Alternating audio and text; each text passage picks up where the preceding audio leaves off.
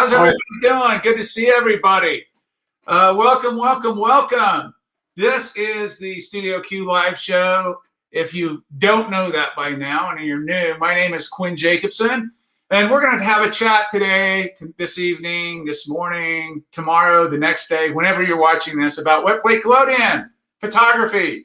Thilo, Malik, Marine, Will, Tim, good to see everybody and everybody in the room here. Jeffrey, Pablo, Gerard, Bogoslav, and Hank, good to see everyone. I think I told you what we're going to do, right? We're going to have a discussion out of this strange little book that I found called Microphotography by a guy named Abraham Malley, or Malley. I can't remember how you say his name. But that's what we're going to do today. I hope everybody's doing well. We are in the midst of summertime here on the mountain. Sunny, warm, beautiful, working hard. I broke ground on my studio. Just went out this morning and looked at it. It's awesome. I hope to have this building up in the next couple of weeks, which would be amazing. I am totally excited. So once that's up, I'm going to move out of my little office here more than likely, and I'm going to move the show down into the studio, and we're going to start doing some hands-on stuff. I want to show you some of these techniques. I want to show you some of my methodology of how I work in this process, what it looks like, how it turns out. Rather than sit here talking, we'll actually put it to the test, right? We'll turn the theory into practice, as we say. So, good to see everybody. Thanks for joining us. Let's jump right in here and open up my little slideshow that I have to do, because if I don't, I get off track and I get rambling and people get bored and they leave. So, I mean, you can leave if you want, but I'm going to do the thing. Today is the 12th, isn't it? Wow, that's amazing. That is absolutely amazing. Let's share the screen. And no, we don't need to copy that. Let's share the screen and get into this little bit of information I have for you today. We have a couple of questions as well.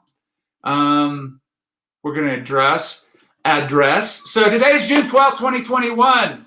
Welcome to the ongoing pandemic. Gianni says, wash hands. Okay. Yes, you should wash your hands, Gianni. That's good. You should do that. So today, like I said, you saw this little preview. We're going to do a quick reading, not a long one, through microphotography. We're not talking about microphotography. I mean, you can do that if you want, but he has a chapter in here called The Description of the Wet Collodion Process. Abraham Cowley Malley. How about that? Abraham Cowley Malley. London, England, 1883. Remember me telling you all that I like to use books later in the process. This is where they really started getting their mojo on and really understanding. I mean, early folks understood too, but later books are great for me. And again, go into Google Books, type microphotography, download the PDF, and you'll get these. This is chapter 5, photographic processes. There's a couple of interesting things in here I want to share with you, specifically about adding gelatin to your developer, which is going to be really interesting. We'll talk about that. We'll read what he says and we'll talk about that. Stand up for Judas. Good to see you again. Salute. And good morning, Steve. Cheers. Yes, cheers from the mountains of Colorado. Cheers from Kansas City. Wonderful to see everybody. I like that. I like it. People spending their Saturdays with me. You could be sleeping, You could be doing a whole bunch of different things rather than being here. So I appreciate it. Let's talk about chapter 5 in microphotography by Mr. Malley. So I want to start out by saying I never really address these intros to some. We always talk the technical, but listen to what he says right in the intro of this. He says, from among the many processes used in photography, this is 1883, we select the 2 best known and most generally practiced. So he's talking about wet collodion and a gelatin, bromide gelatin, basically a dry plate process. The wet collodion process will first claim our attention, not only on the account of the priority of its invention, But because the gradations of the resulting image and the finesse of the deposit give a beauty to the results hitherto unapproached by any other method. So right off the bat, what he's saying right there is 1883, we're going to work in the, and remember, dry plates are out. He gives a description on how to make dry plates, basically, after this section. So right off the bat, we're talking about the finest process available. Remember, daguerreotypes were available, although this is, some 40 years later. Calotypes, wet collodion, now dry plates, and he's still saying this is the best process to work with in the context of microphotography, but in the context of making images, period. I thought that was interesting. Microphotography with high powers is only possible when sunlight is the source of illumination. We've talked many times about people using artificial light and strobes and all kinds of different things. And yes, you can do that. Obviously, a lot of folks use artificial light for this process. But when we're talking the best, the finest quality, the wet collodion process wants and needs that actinic light, that high UV natural light. That's what the process is based on. And it's just interesting, the size of the plate required for microphotography is carte de vis or quarter plate. And that used to be my favorite format, little quarter plates. You get incredible results, especially if you use a stop down lens. You get that really fine 19th century aesthetic, which is interesting. Small plates are beautiful. I love them as much or more than large plates, to be honest with you. I think there's a lot of value in looking at that. So anyway, page 75, the easiest method of testing the cleanliness of the surface. It's talking about cleaning the plate. You can read through there. It talks about nitric acid soaking in addition, acid, basically nitric acid and water, cleaning the plate, removing all the deposits, and then taking the plate. And if you have my book or you watch any of my videos, I always take that glass plate and breathe on it, and you'll get that mist, that condensation from your breath. And if it's clean and there's no marks on it, your plate is clean. Check the edges. That's the most important because that's where plates peel. But again, this is in all of the primary literature, the old literature, 19th and early 20th century literature. The easiest method of testing cleanliness of the surface is by breathing on it. If the moisture of the breath is evenly distributed, the plate is clean. People ask all the time, how do I know when my plate's clean? I scrub, I wash, hold it up. I call it the huff test. Give it the huff test. If it's nice and clean, your plate's good to go. He goes on to say, collodion is difficult to prepare. I don't think it's difficult to prepare, but maybe these guys were getting lazy at the time because there was a lot of commercial collodion available. And maybe there's a lot of folks out there listening right now that you think collodion's difficult or too dangerous, and you buy it from a commercial supplier, and there's plenty out there today even. So he says, but bromo-iodized collodion, remember bromide and an iodide, bromo-iodized collodion, of first-rate quality can be purchased from any leading firm and will give better results than that prepared at home. That's quite a bold statement, I thought. So you guys can't make collodion. Don't mess with it. Just go buy it and you'll have better results. I would say probably because you can tailor it for your needs. If you understand the process today, you're better off making it yourself because you can customize it and use it for what you want. Consider shelf life, consider negative, positive, whatever variant you're working with. So I would take issue with that little comment, but I thought it was interesting. Then he talks about a vertical bath to cover and keep out the dust and all that good stuff. Look at what his silver bath is consisted of. Recrystallized silver nitrate, 80 grams. That's an 8% solution. And remember, last week we talked about a 30 grain and a 40 grain. We're going to look at that again today. But just keep in mind, rarely are you going to find 90 grams or 100 grams, a 9% or a 10% silver nitrate bath in the 19th century. Rarely. Two reasons. You're over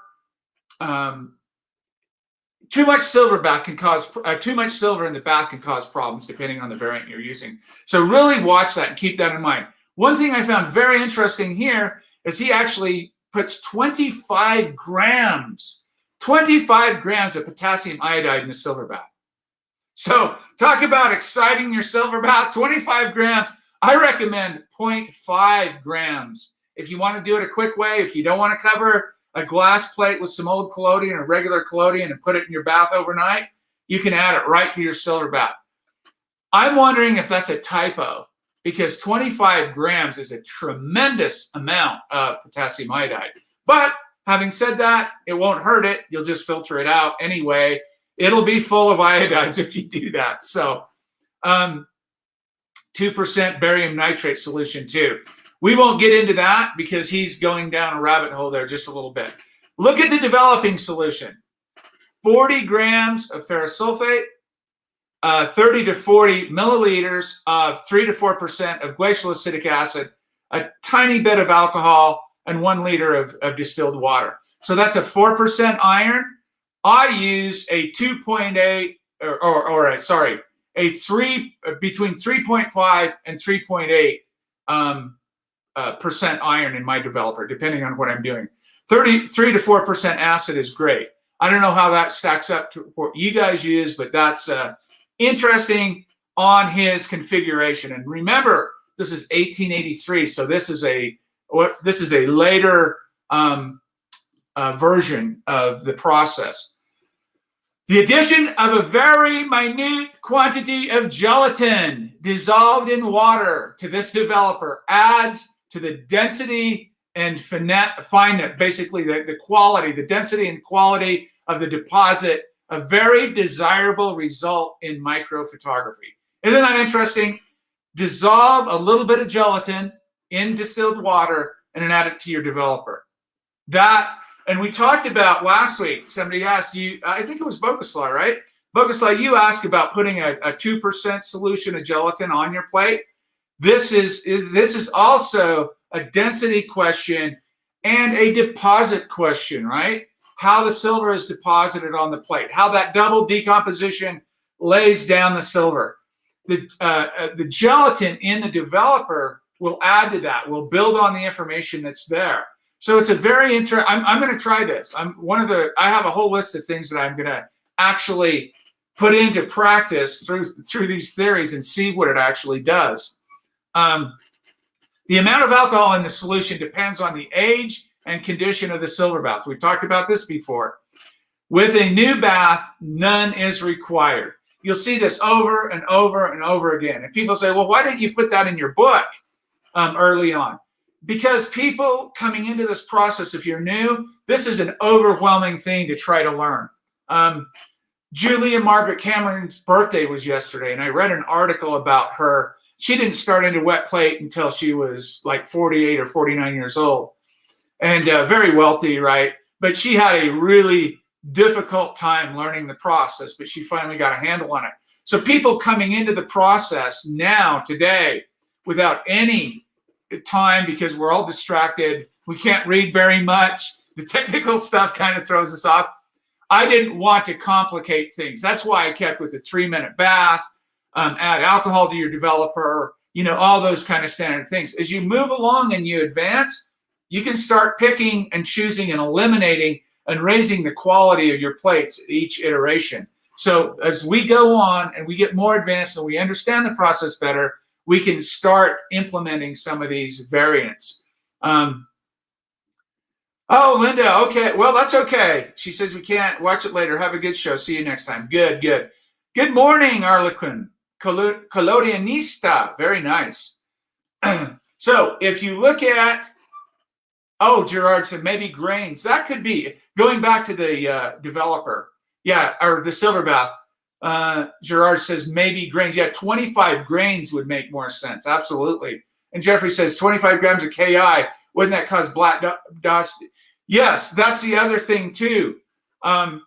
Once you become so saturated with iodides, the bath, think of it as an elevator, a packed elevator, and you try to get in and you can't, and they push you out and the door closes. Well, you're a little piece of iodide that goes onto the plate, dissolves out, and creates a hole in the plate, right? You can't fit anymore. So yes, that's what happens over time. you'll start getting what's called dots, the spots, right? The deposits of iodide. When your bath becomes so saturated with iodide, you need saturation, but you can oversaturate. I would guess that's true, Jeffrey. That's a good point. Pinholes. Yep, pinholes. Pinholes, dots, pinholes, all that good stuff. So a new bath does not require any alcohol. And as you go along, you'll figure that out and you'll learn about that. The iron should be dissolved before the other ingredients are added. I talked about this in my book, reiterating all the old guys, I'm just standing on their shoulders, right? And why is that? Why do you want to dissolve your iron before you add the acid or the alcohol or anything like that? It's because once you put the iron, if you were to take your water, put your acid in, and then try to dissolve your iron, it's a lot. It's not efficient. The iron, the acid resists that iron from dissolving. So dissolve your iron first, then add your acid and your alcohol if you're using any. When the picture lacks density, the following intensifying solution will answer. Basically, what we're talking about here is making negatives and redeveloping negatives. So right off the bat, and most of the time, your negatives will lack a little bit of density, right? A little bit anyway. I always, like when I'm making a negative, I've said this many times before, I'll just take 20 milliliters at redeveloper, splash it on the plate and just pop that up, right? A little iodine sometimes maybe. Then he talks about a few drops of silver nitrate, 2 grams in distilled water, 50 milliliters. That is added right before you put it on. If you know about redevelopment, this will add density to your plate, and it works very well. We all use it, and it works wonderfully. So he talks about thiosulfate, using it to fix. The nitrate of silver bath should be exposed to the light, strong sunlight if possible, when not in use. If folks were to do this, I'd quit getting questions about boiling their silver bath. If you had 2 baths and you had one in the sun or out in the UV, even if you don't get that much sun, let it breathe, let the light hit it. It'll keep you honest and keep your baths clean. You won't have that heavy rundown of solvents, and you won't have that big contamination problem of these kind of fallout components from the double decomposition process. So, and then he goes on to say on page 77 there at the top here, he says, when required, it is filtered and a few crystals added until it regains its proper strength. An argentometer, you know what that is? Anybody know what that is? A silver meter? Basically, it's your hydrometer. Float your hydrometer, see that you're at 8% or 6%, a 30 or 40 grain bath, wherever you want to be, and he says add a few few crystals of silver nitrate will be added to gain its proper strength. Here, let's see what article says. This week I was studying the 11th chapter of your book. Excellent. About making negatives. Awesome, awesome. My first mistake was diluting the metallic iodine in DH2O.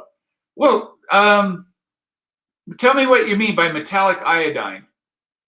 You want to dilute the iodine, right? If you have strong iodine, you put that on the plate before you put the pyro on. But good, yeah. Keep the questions coming. Yeah, if you have a question. He's not talking of rehalogenation. Right. Very good, Pablo. Isn't that interesting? So even so we back up just a little bit. When we talk about redevelopment here on page 76, when a picture lacks density, the following intensify solution will answer. Well, guess what? You can pour this stuff on your plate without iodizing, without rehalogenation. And what we mean by that, as Pablo brings up, we use a dilute solution of iodine, dilute it down with distilled water, pour it on your plate, let it lose its color. It soaks into the silver on the plate. The plate is covered with pure metallic silver, right? What happens when iodine meets pure metallic silver? You form a layer of silver iodide, kind of a rehalogenation. That's what I call it. You make it sensitive again to both light and any compound you put on. Then we pour a strong stainer on it like pyro, and it just, where there's information in silver, it'll build it up huge. So the question is, why doesn't he talk about pouring iodine on the plate before using the redeveloper? You don't have to. If you want to gain just a little bit of density, take your pyro out, pour it on your plate, you'll see it pop. It won't pop like it will with iodine, but it definitely will add density. So those are two prerequisites, or the iodine is a prerequisite. Is iodine a prerequisite for redevelopment? Not necessarily, but it helps. It gives you the best advantage, especially if you have a very thin negative. Let's see what Daniel says here. That's interesting about exposing the silver bath to light. Oxford suggests that once a silver bath has been iodized to avoid exposing. No. To keep yourself honest, your bath will constantly throw down. All that organic material will throw down, and you want to let it breathe. You want to let it exhaust those solvents. Your plate goes in pretty wet with ether and alcohol on it. That gets in your bath. You have byproducts, cadmium nitrate, other salt byproducts forming those halogens, right? The two byproducts and double decomposition. Let's look at that real quick. So you have these two products here. You have cadmium nitrate and ammonium nitrate if you use NH4I and CDBR. So you have all that in your silver bath, plus any organic material, anything on your plate, the little pieces of collodion and all that stuff that flake off. Put that bath out in the sun. Use clear bottles. Put it in a big cookie jar if you're not using it. Put a lid on it or covering on it if you don't want bugs or whatever in it. Let it sit in the sun. Then you filter it, and it'll keep you honest. You'll never have to boil your silver. I've never boiled my silver. Don't need to. So yeah, no, it's not.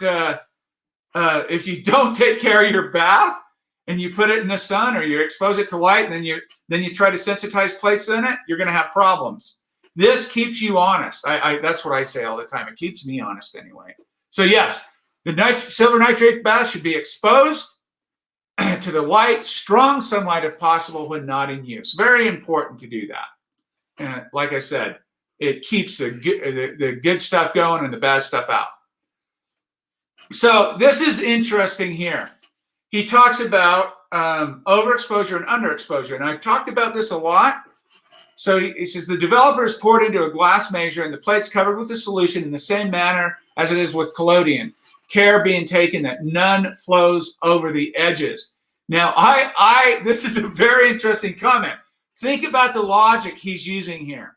So when I teach people to pour plates, I teach them to go across the plate and cover it as much as you can all at once, and then catch a little bit of that and push it back on the plate and keep it there and keep it rotating and start counting. What he's talking about, he says, don't let any of it go off the plate. Why would that be? That is because he wants you to retain all of that free silver that's on the plate. The entire plate is covered with silver nitrate.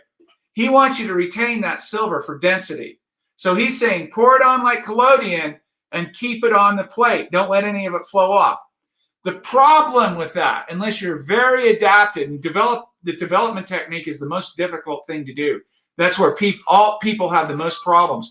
The difficult part about that is not having sweeps or islands, right? That's very difficult to do. So I suggest pour it over the plate, drain it off, catch some back in your cup and put it on and let it rest and start counting off your 15, 18 seconds, whatever you're doing. But it's interesting. The logic is there to keep the silver on the plate, but technically very difficult to do. If the picture flashes out at once, like you pour your developer on, boom, there's your image. Overexposure is indicated. We all know that, right? If you pour your developer on and it flashes up and it's the whole image is there, you're way overexposed. The developer should immediately be dashed off and the plate washed under a rose tap. So he's saying if it flashes up, keep that baby, put it under the water, right? Let it go. So overexposed and underdeveloped is what he's talking about here. And a rose tap is just a soft stream, kind of a diverse water, not a hard stream of water. Should it develop gradually, the developer should be swept slowly backward and forward over the plate as long as the action is apparent. So what he's talking about, I tell people to jiggle it like this. Keep it level and keep that developer moving on it. I've watched so many videos of people developing their plates. They pour the stuff on and they just sit there and they just let it kind of come up, right? You're going to have better density. The more you move, the more action you're going to get there, the denser, the cleaner, all that stuff your image is going to be. That's why he says, if you're still developing, your highlights come in 3 or 4 seconds, your midtones in 7 or 8 seconds, your shadows start to form in 10 to 12 seconds, keep that plate moving. Keep that developer on the plate and keep it moving. And that's why I say catch it in your cup and pour that silver back on there. That silver will help as well too.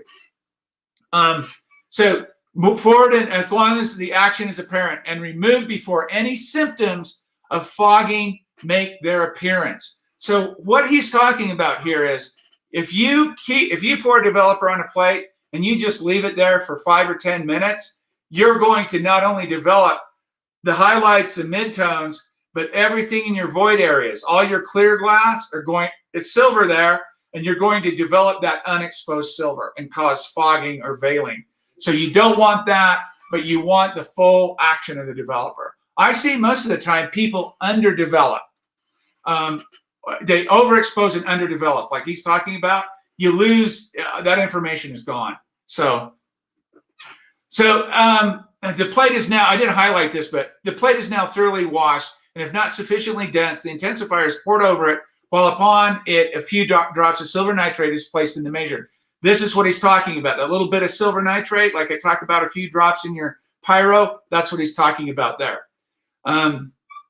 Then poured back and forth, the solution again poured over the plate. Intensification or redevelopment requires great judgment and should only be continued as long as all the detail is perfectly clear. The instant, or better before the slightest fogging appears, the intensifier should be removed and the plate again well washed. So really cautioning people on overdevelopment, which is when you overdevelopment, you can't print, it's even positives are nasty. Everything's plugged up. There's no blacks.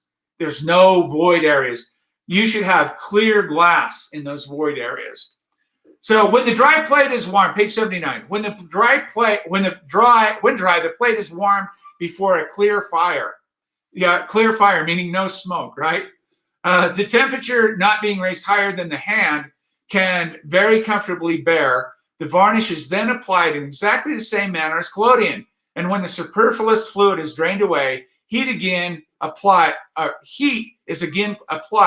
the temperature being carried much higher than at first to prevent the formation of a matte surface. Okay, I talked about this in varnishing a lot. What happens is you have, I don't care if you use a shellac or gum sandra, I don't care what varnish you use. If you make it, you're adding alcohol. And that alcohol has 4, usually 5% of water in it. Water and gum sandarac do not like each other.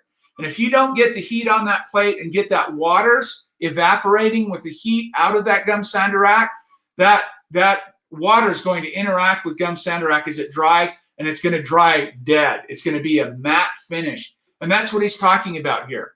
And I get emails with photographs. Why is this nasty? This is matte. It looks terrible. What's going on?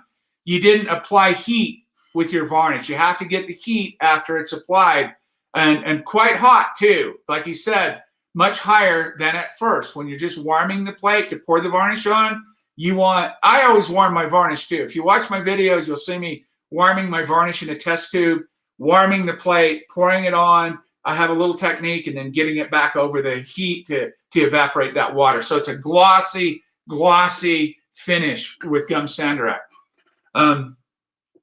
Should the intensifier not be used in the plate found to lack density after fixing, the mercurial solution mentioned in the following process may be applied. No, we don't want to mess with mercury. We're good. If you don't have a plate that's dense enough, make another one, right? So just really interesting. Between the gelatin, some of these weights and measurements, that 25 grams of potassium iodide in the silver bath is screwy. I agree with Gerard and Jeffrey. There's got to be something else going on there, but interesting. And again, I've told you, I've found in old manuals, not very often, but sometimes they do things. They tell you to do something to mislead you, so you're not successful, right? I know it sounds cruel and harsh, but it's true.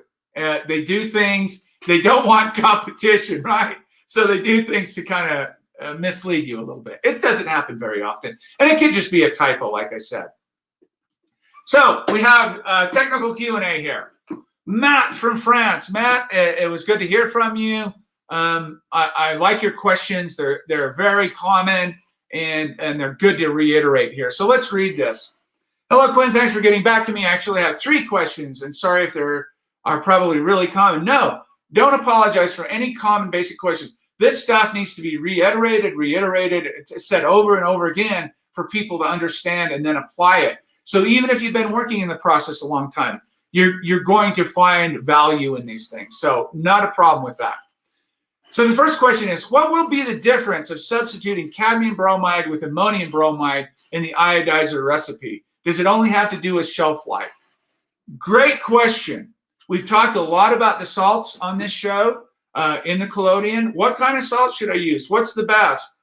They're really not a whole lot of difference.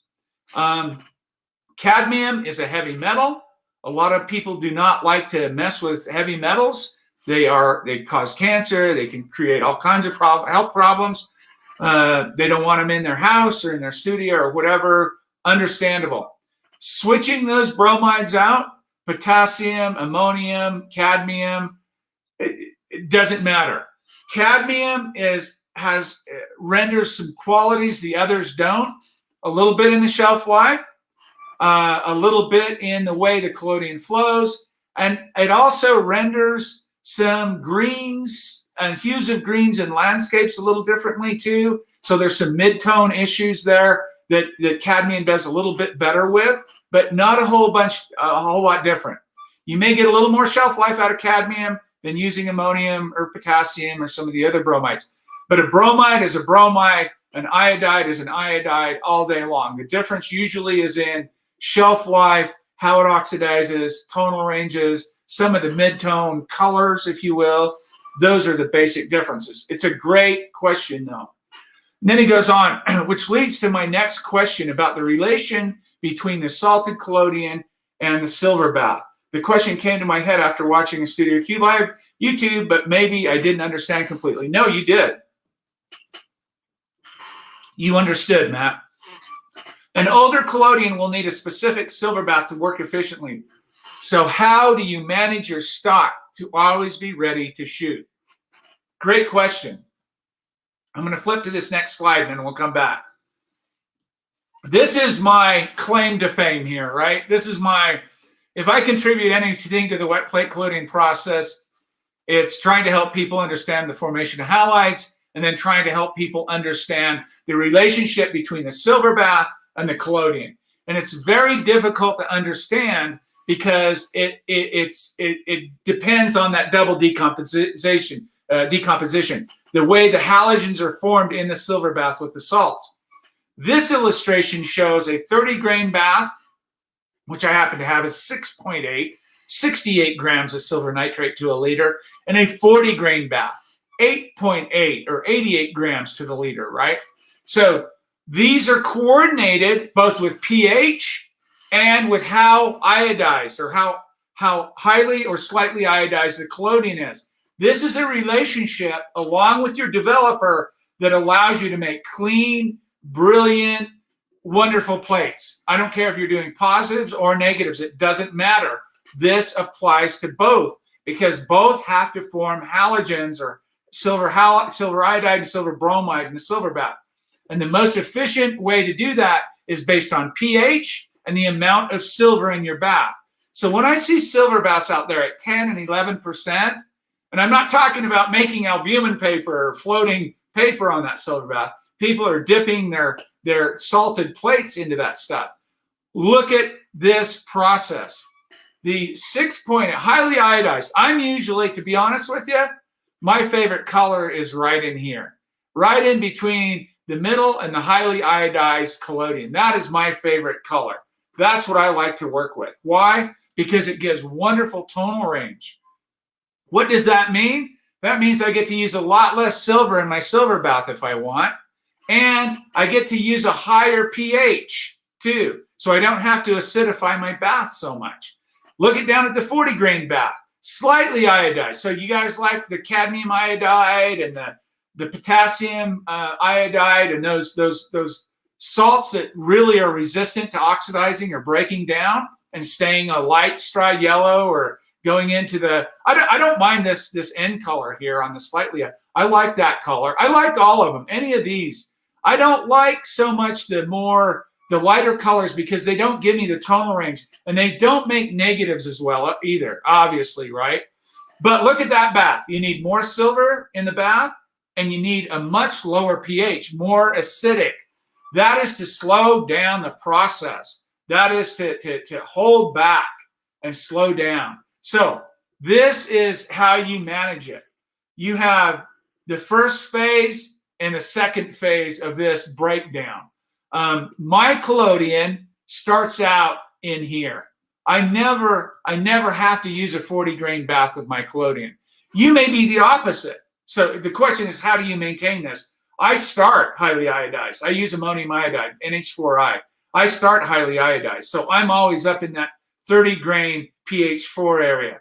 If you're a Ki or a cadmium iodide guy and your stuff stays really, really straw and yellow color, that means you have to crank that pH down and you have to add a little more silver to your silver bath to get that formation going.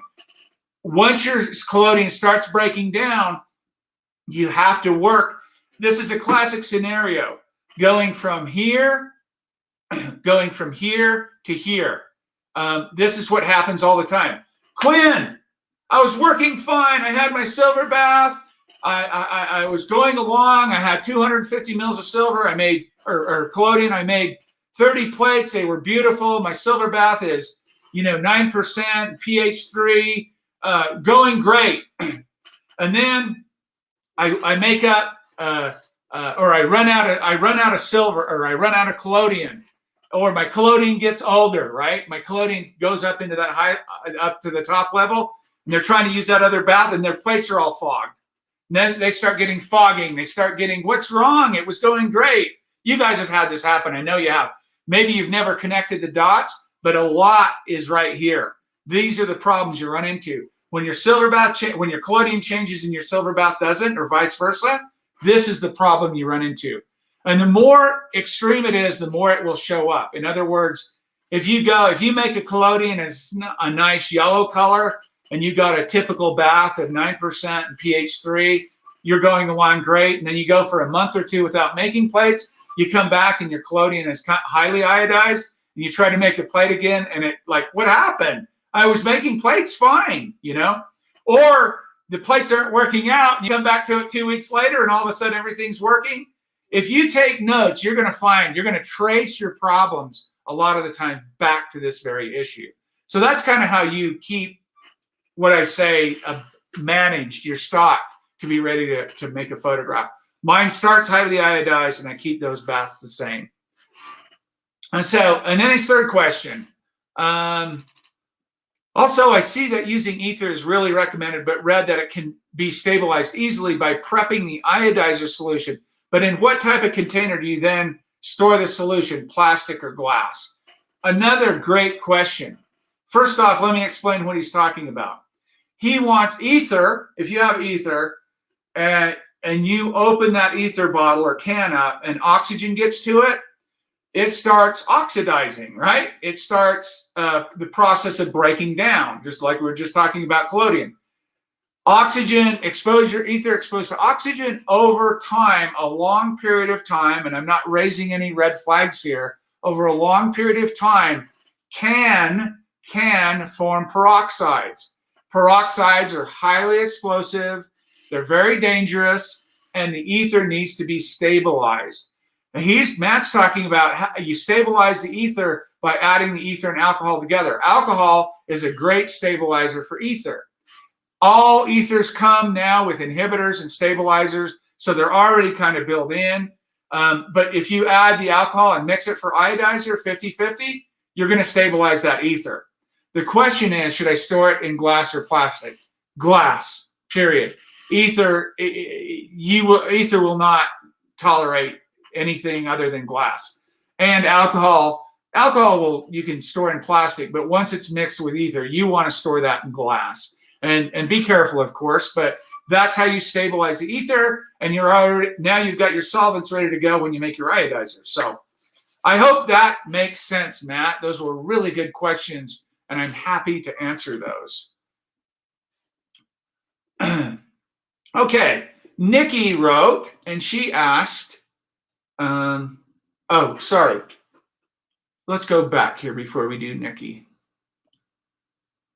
Can you discuss the various collodion forms related to speed? Yes, Steve. The collodion is based on the speed. ISO is based on the color of the collodion. So a lot of folks want to make a Ki collodion or a potassium iodide collodion that stays kind of a straw color, a yellow straw color. That would probably be in the ISO range of 2, maybe on a good day, freshly mixed and clean, maybe an ISO 3. You use something that breaks down fast, like ammonium iodide. Now, right off the bat, I have collodion change on my desk right after I make it. It goes to a nice orangish color. That's probably ISO 0.5, 1 maybe on a good day, and then it continues to break down. I like those slower speeds because they give me more tonal range, but that requires more light or better light and or faster lenses, bigger lenses. Those two things will really make a difference. If you're outdoors, you don't need to worry about using Ki or a slower, a faster collodion. You want that tonal range. You want those orange, darker orange colors to make negatives outdoors. You're going to have plenty of light. Your lens is going to be stopped down. You're going to be just fine. You're going to work just fine. The speed, and it's really kind of ironic to talk about this because collodion is so slow anyway. You're not gonna be doing sports action photography or night photography, although you can, I mean, if you want to, but it's typically and practically around ISO 2 or 3 for a fresh batch of Ki, and probably around ISO 1 for an ammonium iodide or high tonal range or highly iodized collodion. I hope that makes sense. Thanks for that, though, Steve. Tim says, I must have way too much silver in my bath. Specific gravities are 0172. Yes. What SG does a 6.8 bath produce? Tim, that's a great question. I'm going to say down around 060, somewhere in there. I could look on my hydrometer and see. Anybody have a hydrometer handy? Go to 6.8% or just under 7%. And look at the specific gravity reading. I go off a percentage. That's everything. I base all my recipe 3% iron, 6% this, a 2% KCN, whatever it is. But yeah, you probably have too much silver if you're trying to do positives. If you get a lot of model marks, if you get a lot of just kind of dead, lack of tonal range, lack of contrast, those kinds of things, you probably have too much silver. Do this: adjust one bath if you're doing if you're going to work in a highly iodized collodion. Adjust one bath to around 7%, 6.6 to 7%, 6.5 to 7%. Adjust the bath to there with a pH around 4. Watch what happens. Just change your silver bath, leave your collodion, use that one of those highly iodized colors, and watch what happens to your positives. You'll be amazed. You will be. Try that. Let it check back with us, Tim, if you do that. Daniel says, some people have suggested to me that I mix some of my old collodion into my new, but I've always avoided it, I guess, because I wasn't sure how much that. Great question, Daniel. You can do this. This is quite common. Hear me out here. I'm not calling anybody out here, but let me see if this makes sense to you. I'm Joe Schmo or Sally Schmo, and I say, I want to make a collodion that lasts a long time. Okay, then use potassium iodide in your collodion. Don't use ammonium iodide. Use potassium or cadmium or some other oxidized resistant salt that'll break down a lot slower, that'll oxidize a lot slower. That'll give you a longer shelf life. In other words, your collodion will stay straw or a yellow color for a very long time. It won't break down. And then they turn around and they say, oh, I've got some of this old red collodion. I'm going to pour into my new yellow collodion. Well, guess what you've done? You've just, in essence, made an ammonium iodide collodion. And so you're going to lose the benefit of that shelf life, but you're going to gain in that tonal range. You're going to gain if you want to make negatives. There's a lot of positives to that. It's fine to mix old red collodion with new stuff if you want to get that tonal range going. If you're fogging, if the plates don't look good with your new collodion, a lot of that stuff it has to iodize. It has to get in there and to produce those tonal ranges. That's what I love about ammonium iodide. Like I said, I mix mine. I start off in the orange. I don't even mess with the yellow or the straws. I don't need the speed. I don't like the tonal ranges they produce, that kind of stuff. Over time, they're great, but in the beginning, not so great. But yes, how much you can add as much as you want, Daniel. If you have 250 mils of new fresh collodion, you have 250 mils of old red, mix them together. Boom. I've done it many, many, many times, and it's great. It works really well. The only problem that you may have if you're making a KI collodion and you're putting old red in there, you're still going to throw down and you're still going to have to decant for a little while because that potassium, those K salts are not soluble in solvents, as we know. So add as much as you want. Great question, though. I appreciate that one, too. I said, Romero, good day. I love the channel, but never got a chance to coincide with the direct trends. Oh, good. Well, welcome. We're great to have you, man. I appreciate it. Could you give any advice to a novice holography with dichromates? Ooh, dichromates. You're talking about using a gelatin and a dichromate on the gelatin to produce prints, I would imagine, right? Dichromates, if you go to my YouTube channel and search Rollins oil prints or Rollins oil printing on glass, whatever, you can watch me go through the whole dichromate process. You'll see me sensitizing paper and sensitizing glass with gelatin on it. Those are the good beginning stages. Dichromates are very dangerous. They're carcinogens. They cause cancer. So be very careful handling those dichromates. Love dichromates. Love oil printing. Love that stuff. I really do. You're going to see this year my glass colored plates with oil on glass colored. You'll see them this year. Oh, here we go. To be specific, I'm planning to try ammonium dichromated gelatin in glass plates. Yep. Then blue laser in the simplest of configurations to begin with. Finally, Codex Fix and isopropyl alcohol. Isopropyl to remove water. Well, I'll tell you, I use ammonium dichromate in oil printing, just like what you're talking about on the glass plates. Again, go to my YouTube channel and look those videos up. You'll get a lot out of that. Is your first name Isied, I think? Gavino. Okay, good. Absolutely, Daniel. Happy to help. Pablo says, I just emailed you a table for silver amount and SG. Oh, good. Let me do that. Pablo just sent us over. Let's do that. That's a lot of people use specific gravity, and that's great. I like specific gravity as well. Here you go. Here's your answer, Tim. Let's pull this up. I'll share this screen here. And here's the breakdown. And I know you guys, thanks for that, Pablo. That's a good help here. There it is. So if we go down to 6.8 is, I was close, Pablo. I said 060. So SG if you have 68 grams of silver and 1 liter of water, your specific gravity should read 1.0578. So right around in there, anywhere between 056 and really 597. Right in there is a good 30 grain bath. Excellent. Good job. Yeah, thanks for sharing that. That's good. Yeah, so that answers that question. Let's go back to this little slideshow here.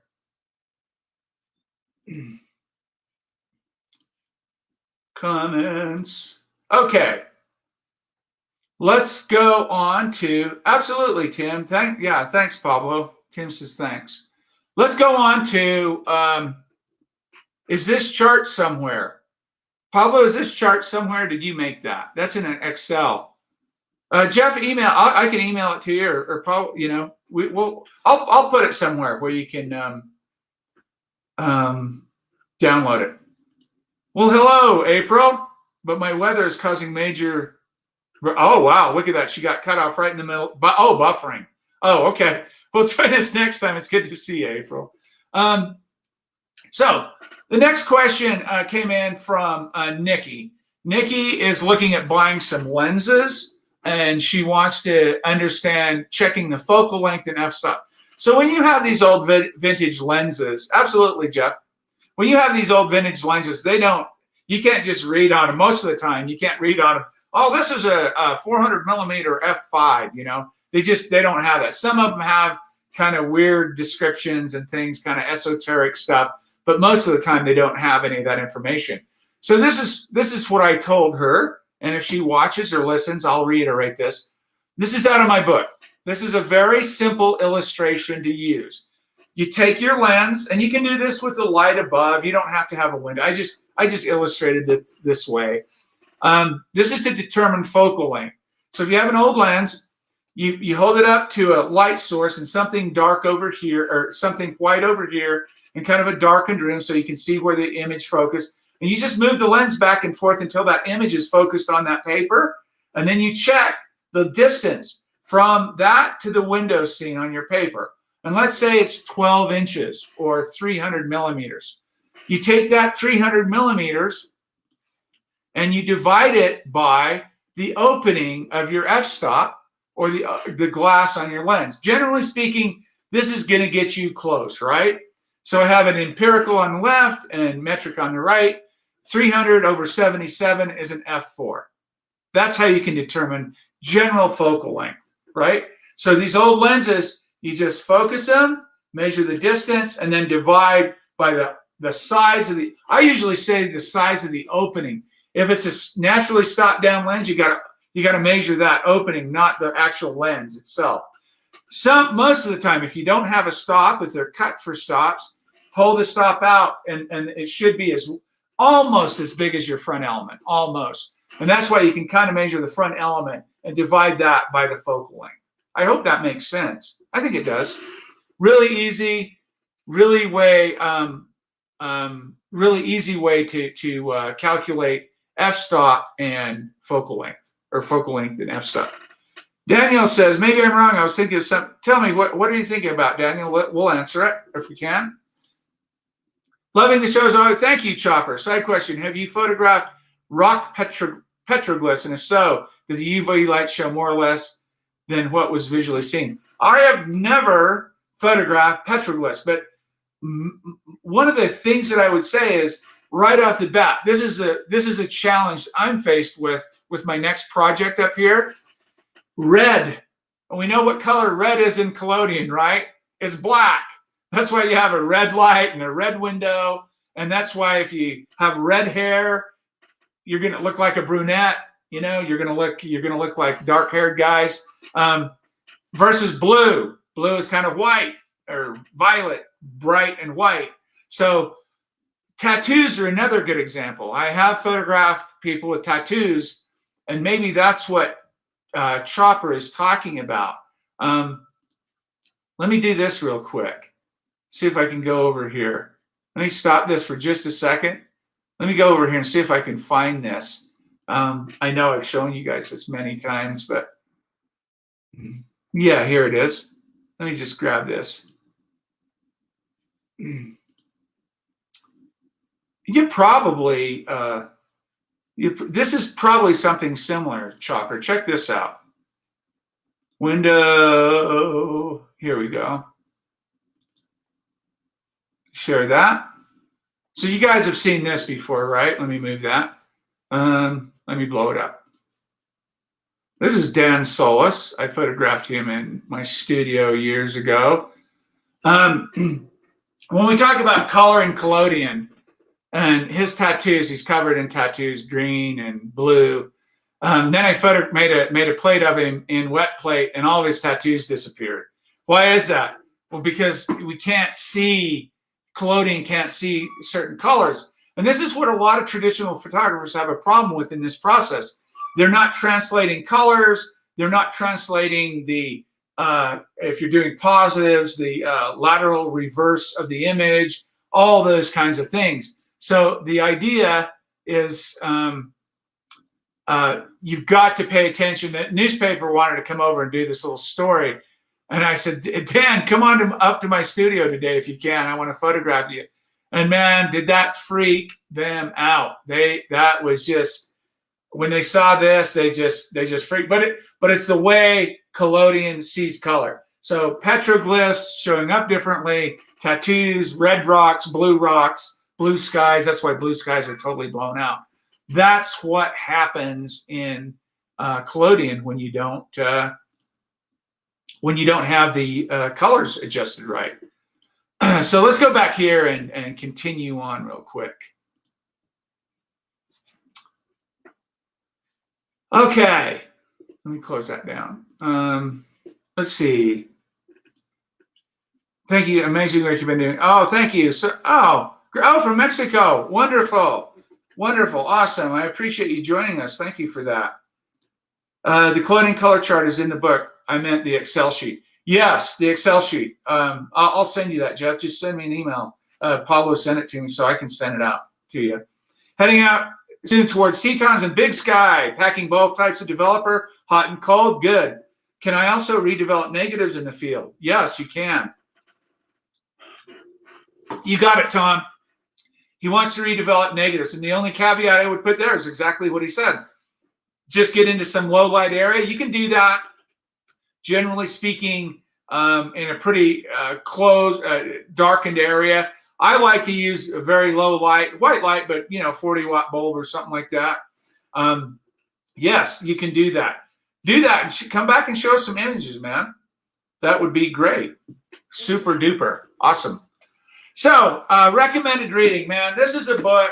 This guy, I don't know, I've had 30 years ago, I got this, maybe, I don't know when it was. Oh, 98. So, yeah, maybe so, or not quite 30, 25.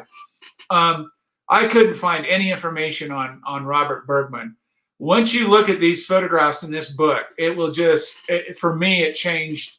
It just resonated. I said it right there. This is out of my studies. This is one of my favorite photo art books. When I first found out about Bergman, I was elated that someone, a living contemporary, was working and interested in the same thing I was. This is an incredible book of photographs with the foreword by Toni Morrison and afterward by Meyer Shapiro. As Toni Morrison concludes in her introduction, occasionally there arises an event or moment that one knows immediately will forever mark a place in the history of artistic endeavor. Robert Bergman's portraits represent such a moment, such an event. And that's so true. If you can find this book, I recommend you getting it. If you're a portrait photographer, even if you're not a portrait photographer, if you're interested in deep emotional portraits, and this has nothing to do with Collodion, it doesn't matter. It's the idea and the approach and the concepts behind this work that it's incredible. I highly recommend that you get that and find it.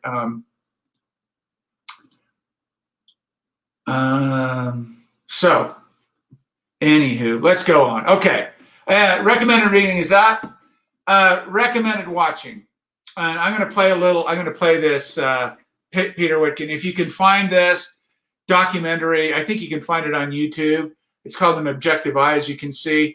This guy just fascinates me. I've just been,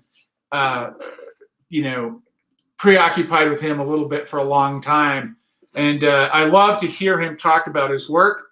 Like most artists, he has a different intent and a different approach than what people think about his work. Let's watch this and see if you're interested in it at all.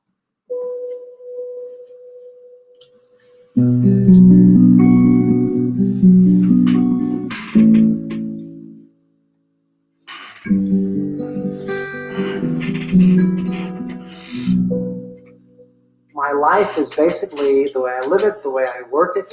In my work, I create the best solution, the best circumstances out of things, situations that may be very strange or unsavory.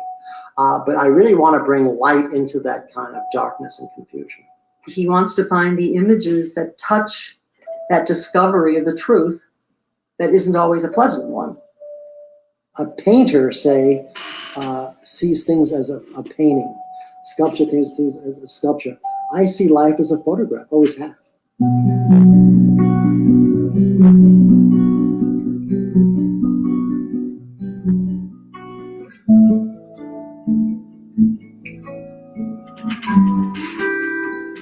a photograph, I'm living in that photograph, especially when I'm printing for the first time. I make the contact print. I choose the best negative.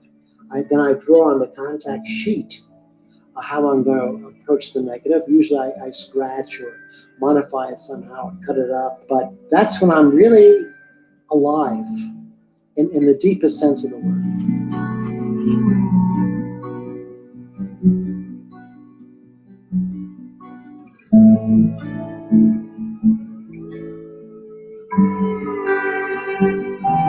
I first saw his work in 1985 at the Gray Gallery at NYU. And I walked in there and I saw the kiss. He had permission from the University of New Mexico Medical School to photograph this piece of cadaver. So he just put the two together in a kiss. It was as if they were identical twins that had met again. And this is probably my most famous photograph because it was done in '82, and it basically made my reputation. I just talked to a person yesterday, a collector, who says that when I photographed the kiss, that supposedly I cut the head in half. And that's not true. People believe that. They think I'm maybe a monster. I don't engage in that. People who do that are in the medical profession, and ethically I can't do that. I never would. And of course, as soon as the medical school saw what he had done, they ruled him out. He was persona non grata forever.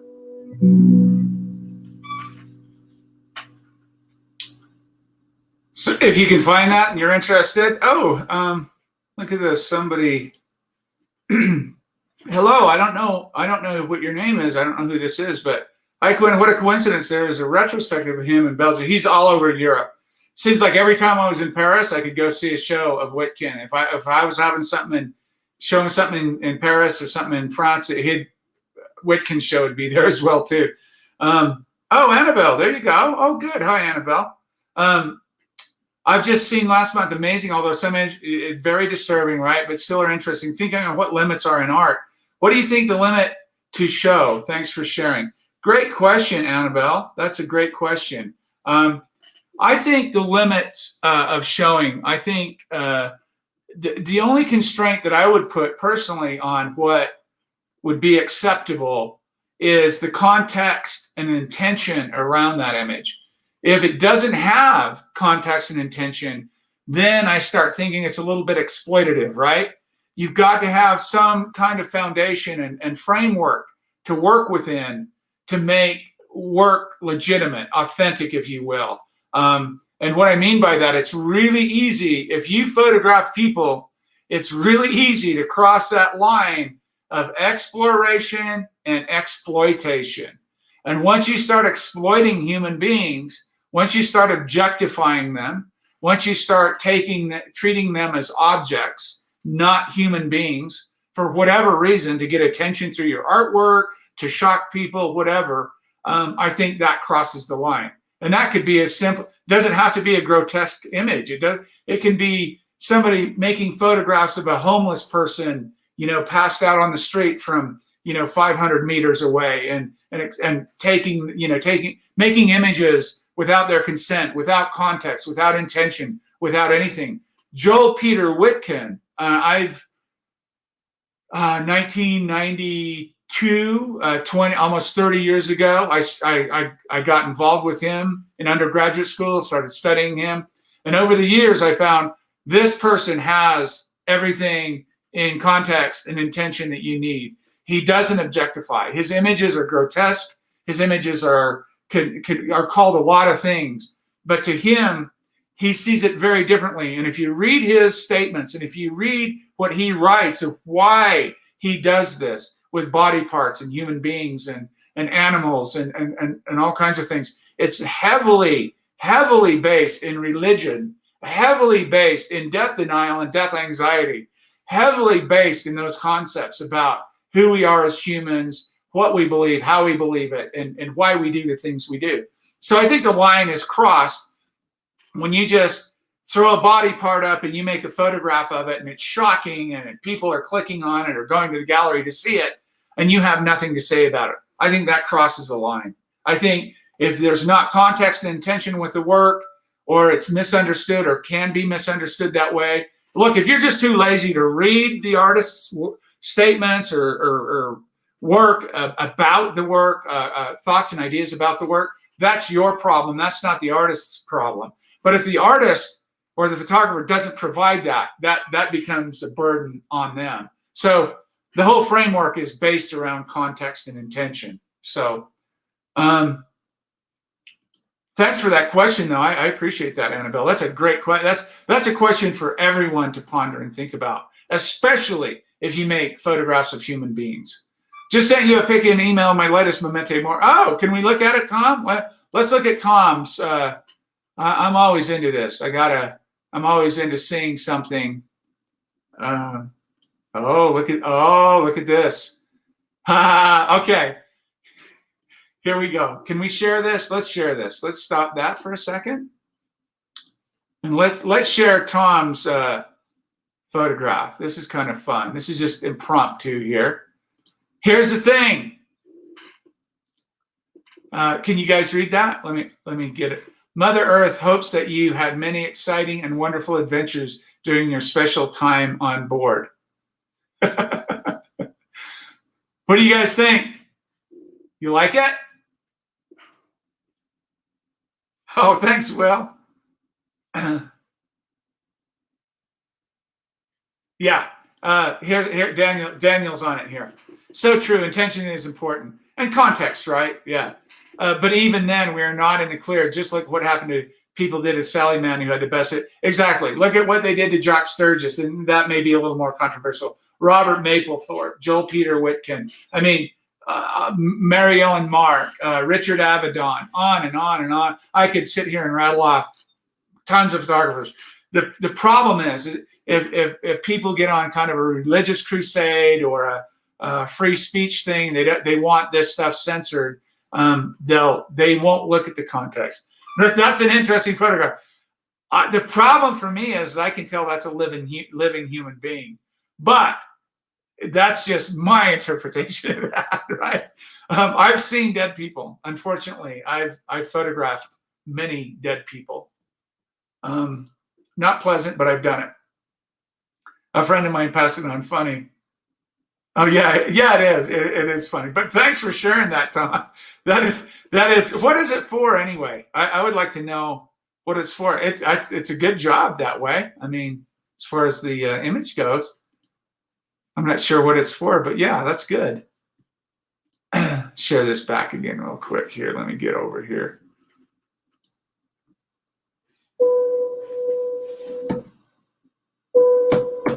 There we go. Okay. So let's see. Do we have anything else? Difficult to locate the docs on Whitkin. Any suggestion for? Oh, yeah. That is a difficult. That is a difficult thing to do. I've noticed that as well too. I've been fortunate over the years. Maybe I can do this. I have a DVD that maybe I can upload at some point. Okay. Tom says that's good. Yeah, just playing around, practicing bouncing light into my room. Good. Yeah, you did a good job with that. Steve, yeah, it is difficult. I've got a DVD on him that was given to me by a person in France. It's subtitled. It's amazing. It goes through a whole series. And I've also got I've been thinking about sharing this as well too.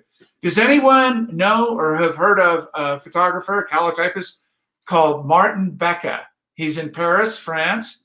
A friend of mine that I used to go over to the photo show in Paris there, right outside of Paris, the big photo show, and would go over and hang out with him on Friday night, go in his darkroom. He made these big, beautiful paper negatives of the Dubai, the cityscapes in Dubai, and then he has this kind of special albumin process that he makes the prints with. I might share that. I've got his DVD that's kind of hard to find too, or I've never found it. And I'll look for my Whitkin. I don't have any clear, I have the DVDs on these, so I don't have a clear access to something online. I'm sure there is, but good questions though. Good stuff. I hope you guys got something out of that today. That's all I have, which is enough for me because I've got to get back out to my my work here. But it's always great to spend time with you guys, and it's great to have the company and the interest. And I hope to see everyone next Saturday. If you have questions, send them to me. We'll do them technical Q&A, or come in like a lot of folks did today, and just come in and ask them, share them. I like the use of Comic Sans. W. Berry, within limits, artists achieve elaborations of patterns of sustaining relationships of parts with one another, with the whole. That may be astonishing. Yes. Yeah. Good. Thanks for sharing that, Judas. I love it. Great. Thanks, Steve. You're a great support. I always have been all these years. I was thinking the other day, coming up on 20 years here, and have. Oh, that's okay. You can come in the StreamYard link if you want to come in live. The StreamYard link is for this group coming in. You can have 10 people in here, and the other is the YouTube link. Thank you, Malik. Yeah, I'm going to do that. We'll see that for sure. The Gelatin and the developer. But send me the questions. You want to come on and share some work? I'm open. We're open. We'll take the technical questions. We'll take the work. If you want to share one image like Tom did today, just whatever you want to do. Come on in. We're open. No advertisements. No Patreon. Nothing to contribute to. I don't want any of those ads. None of that crap. Just come on in and share. We're here to share ideas, try to educate, uplift, and make everybody's work better. And that's our goal, right? To share that stuff and make everything the best we can, and to get help. Sometimes we get in a bind, and we need help. So share them with us, and I'll do my best to get it out to the community. If I can't answer it, somebody out there will. Come back next week if you can. We'll see you next Saturday, same time, same channel, and the same mug. Ciao, ciao. Have a great weekend. Be safe. Thank you, everybody. Yes, thank you very much. Good seeing you, Hank and Gerard. Thank you.